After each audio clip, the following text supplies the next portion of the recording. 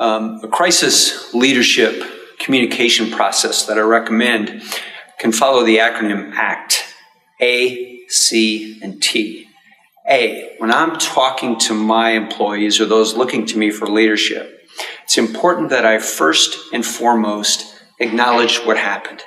It's easy to overlook this first step, but if the leader minimizes, denies, buries his head in the ground, and doesn't fully use the real language, the real names, the real words, people aren't going to trust him and they're not going to move together. He needs to pull people together in community so that they can heal together, that they can move forward together, and needs to do so in a way that builds community without everybody being the same. You start by acknowledging.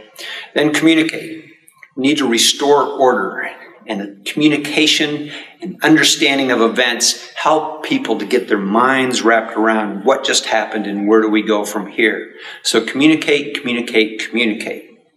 Nature hates a vacuum. If you don't communicate, if you don't give people the facts, they'll make stuff up. And the rumors can be just as damaging as the incident itself. The key is to communicate with both competence and compassion at the same time. Tough to do. Tough to do when you're stressed, perhaps shaken yourself.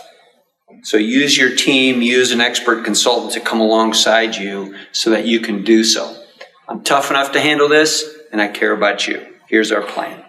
The T is to transition to a future focus. People should never say, well, that was interesting, but now what?